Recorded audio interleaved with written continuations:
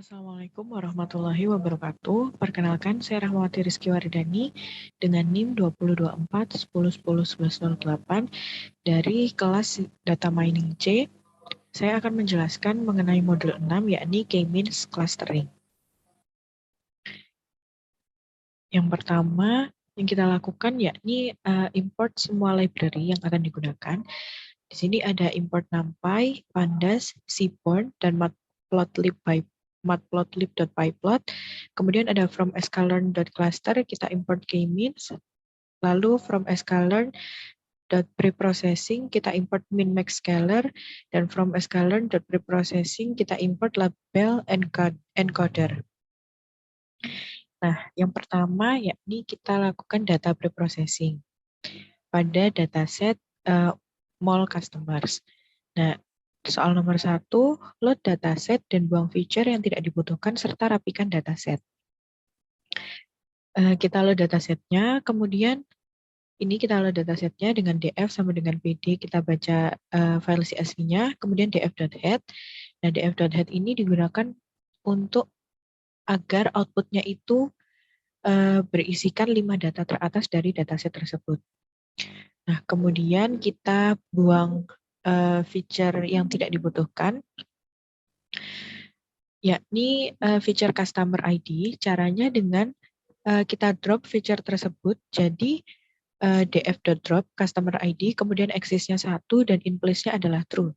Jika di run, dia tidak akan menghasilkan apapun karena tujuannya hanya untuk drop atau menghapus. Kemudian nomor 2, cek tipe data pada masing-masing feature dan encoding bila diperlukan. Nah, ini selanjutnya kita cek tipe datanya dengan menggunakan function info, sehingga akan muncul apa saja data type-nya, lalu datanya ini dia null atau not null. Nah, dari output ini, kita juga dari output ini yang cek data type pada masing-masing feature, kita juga bisa melihat bahwa feature yang sebelumnya di drop, yakni customer ID, itu sudah terhapus. Kemudian dapat dilihat bahwa masih ada tipe data yang objek. Masih ada tipe data yang objek. Sehingga perlu kita proses agar bisa lebih dispesifikasikan. Jadi akan kita ubah ke bentuk yang integer, karena 3 feature yang lainnya ini ada pada bentuk integer. Nah, kemudian dikarenakan genre ini kan berisikan male dan female. Tadi ini sebelumnya genre ini kan berisikan male dan female. Jadi nanti ketika diubah data type-nya menjadi integer akan berubah menjadi 1 dan 0. Lalu kita mulai encoding menggunakan fungsi bawaan dari sklearn, import preprocessing.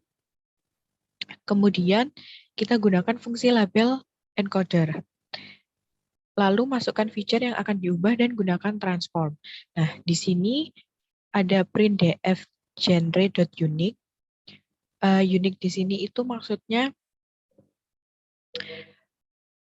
agar ketika melabeli itu, jadi ketika dilakukan penglabelan itu tidak ada yang sama labelnya. Lalu kita print dan muncul labelnya, yakni di genre ini sudah berubah, yang tadinya male dan female sudah berubah menjadi 1 dan 0. Kemudian nomor 3, cek data null dan data duplicated. Nah, untuk cek data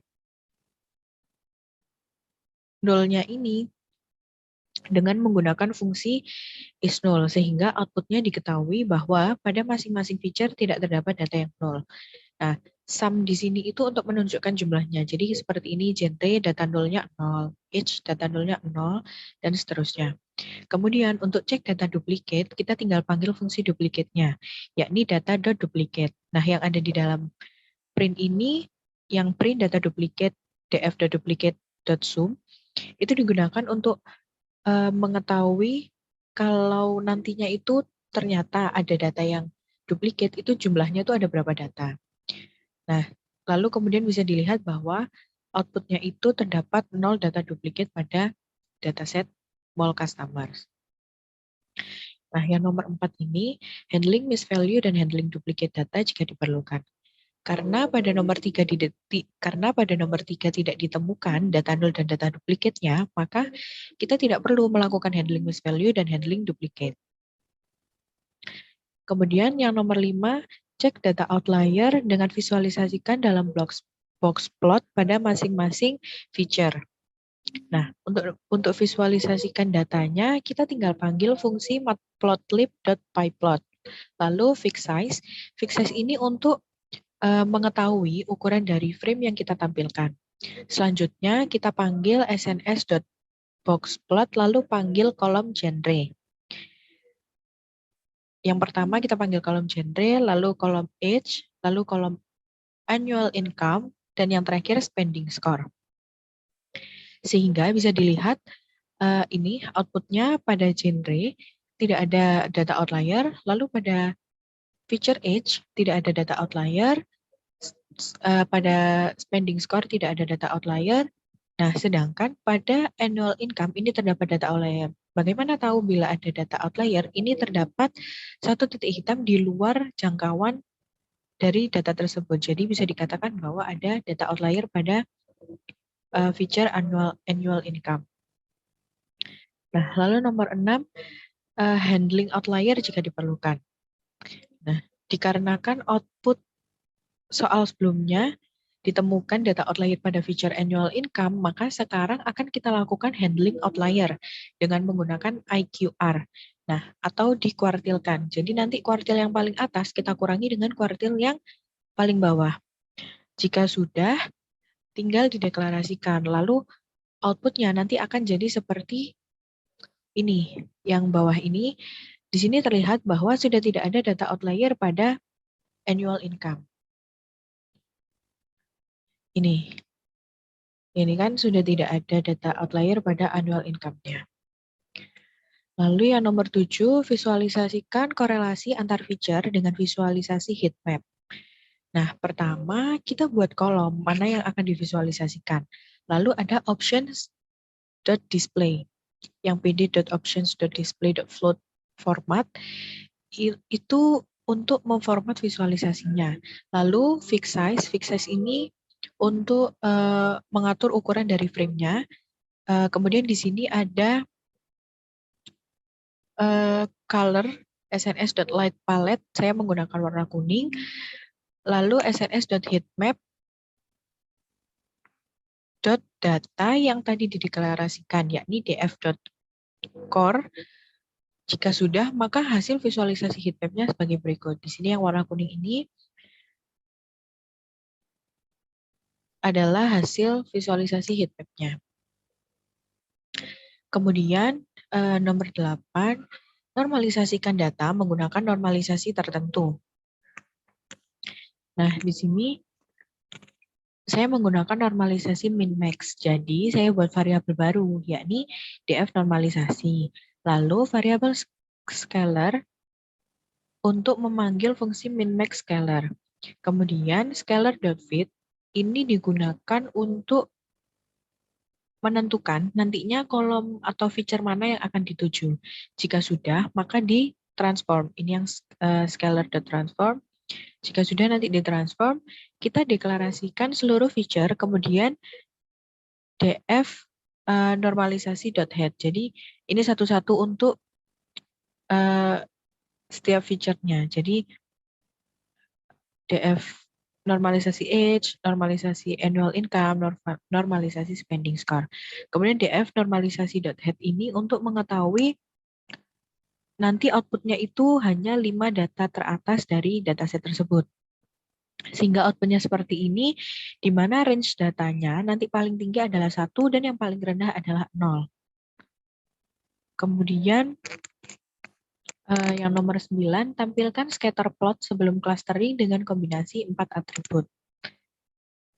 Yang pertama, fix sama dengan plt.figure, fix size yang tadi untuk ukuran frame-nya. Kemudian subplot yang pertama, plt.subplot 231. Nah, 231 ini untuk menunjukkan nantinya akan berada di posisi yang sebelah mana saat data ini tuh divisualisasikan. Kemudian plt.title untuk judul visualisasinya yang pertama genre dan annual income. Kemudian sns.scatterplot. Itu untuk memanggil feature-feature yang akan divisualisasikan. Kemudian lanjut ke yang subplot kedua, plt.subplot 232, plt.title yang ini merupakan genre and spending score. Kemudian kita panggil lagi feature-feature yang akan divisualisasikan, dan yang terakhir plt.subplot 233, plt.title genre and age, SNS scatterplot data,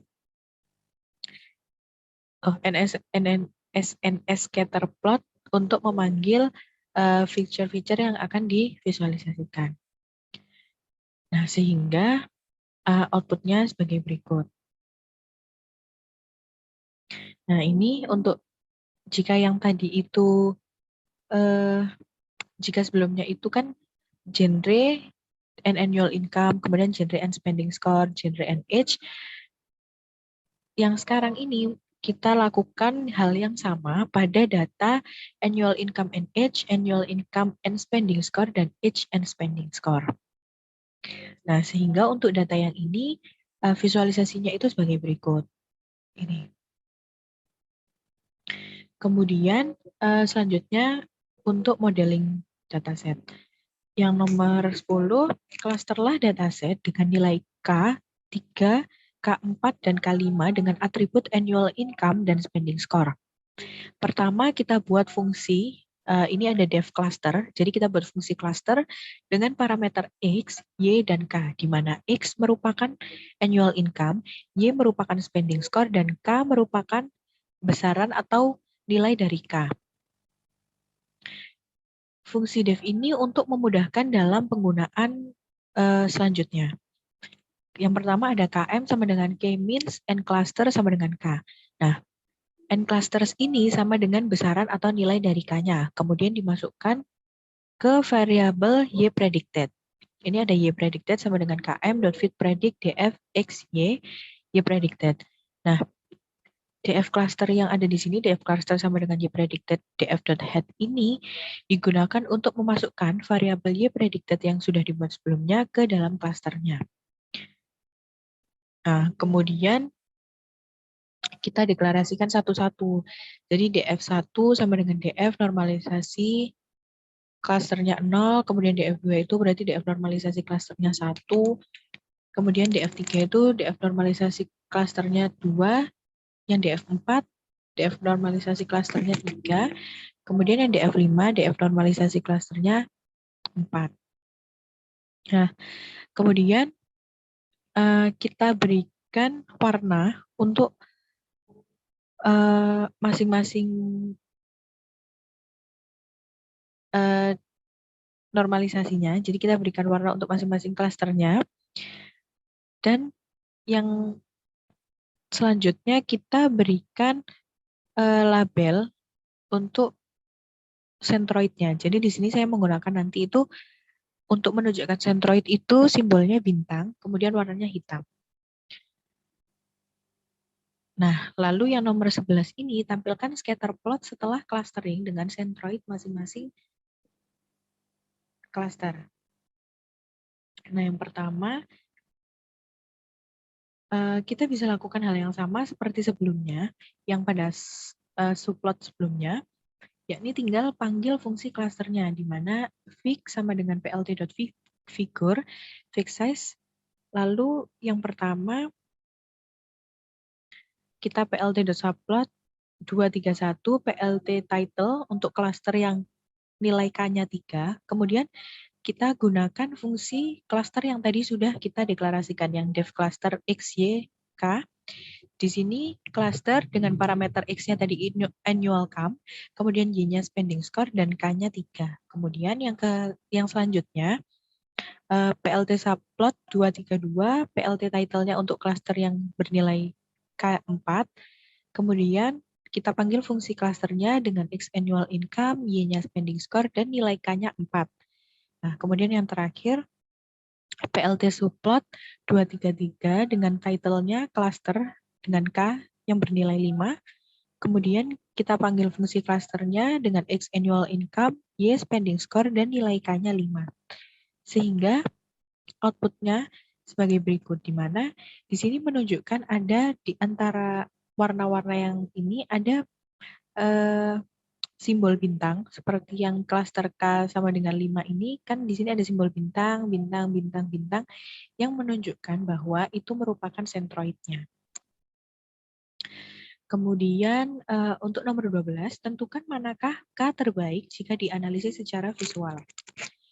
Bisa dilihat dari output yang sebelumnya bahwa K yang terbaik itu merupakan K yang bernilai 5 karena dalam visualisasinya sudah terlihat jelas pengelompokannya sesuai dengan klasternya masing-masing dan sentroidnya itu sudah berada di tengah-tengah dari tiap klaster. Lalu yang terakhir yakni soal opsional. Di sini saya memilih satu soal yakni nomor 13, lakukan implementasi elbow method untuk mendeteksi K terbaik. Ya, pertama-pertama kita buat variabel WCSS. Oh, mohon maaf. Maksudnya yang pertama kita panggil fungsi k-means ya. Jadi from sklearn.cluster import k-means, kemudian kita buat variabel WCSS yang akan diisi nantinya, lalu perulangan for A in range 1 sampai 11 untuk bisa menentukan K terbaiknya. Lalu buat plotnya, kemudian title-nya method elbow, label pada sumbu X-nya nanti adalah jumlah klaster, sedangkan label pada sumbu Y-nya nanti adalah WCSS. Sehingga output-nya untuk implementasi metode elbow-nya itu seperti ini. Sekian yang dapat saya sampaikan, kurang lebihnya saya mohon maaf. Terima kasih. Wassalamualaikum warahmatullahi wabarakatuh.